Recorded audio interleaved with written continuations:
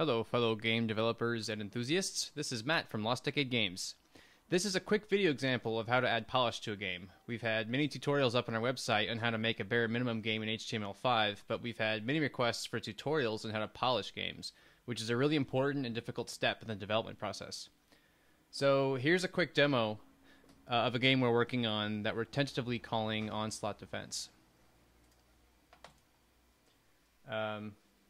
Don't mind my bugs. So as you can see, monsters run at me from the top of the screen, and it's my job to fend them off. They also drop loot, as you can see here. We have weapon upgrades, and they also drop hearts, which restore your life. In this demo, I've told the monsters to constantly drop hearts so that you can see what they look like. So the first thing I did, you may notice the hearts are kind of popping in. Like they don't just suddenly appear, which can be kind of jarring and doesn't look real nice. Instead, they slide in from the side and they kind of fade in. So their opacity starts at 0 and then it raises up to 1. So the part that I'm not real thrilled about yet is, as you can see, the hearts will just hang out for a little while and then they just fade out. And this isn't really helpful for users. A visual indicator of what's about to happen can help the player be better at your game. So let me go back to the source code here.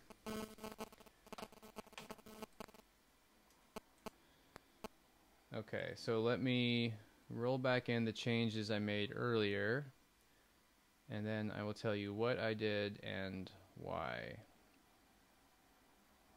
Okay, all done. Let me reload the game. Start a new game, and now the hearts should be flickering out. So that's also more of a classic retro look. As you may, if you're a retro gamer, you may recognize this kind of pattern. So the reason for it is because when the view starts to flicker, when the image starts to flicker like that, it's easier to catch your eye, especially important in games like this where there's tons of sprites flying around the screen, and if it's just fading out, it just makes it harder to see. And what we want to do here is we want the player to know, hey, something's happening, and you better respond quick if you want to do something about it.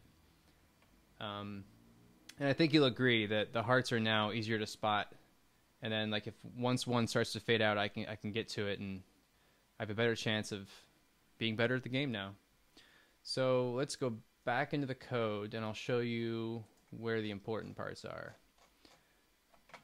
So pretty much this instantiates the heart view. It's called a loot view here. And then before I was just calling a simple fade out method.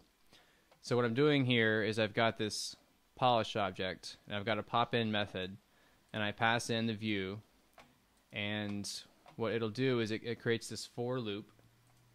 And let's see. So it creates these animation tweens and it adds them to a queue. And then the view will go through the queue, tweening the rules and applying them over time. I've set the duration to decrease as long as the loop continues. And then when it's done, it removes the view from the stage. Anyway, that's just a quick tutorial on how to add some polish to your game. I'll put source code up on our website.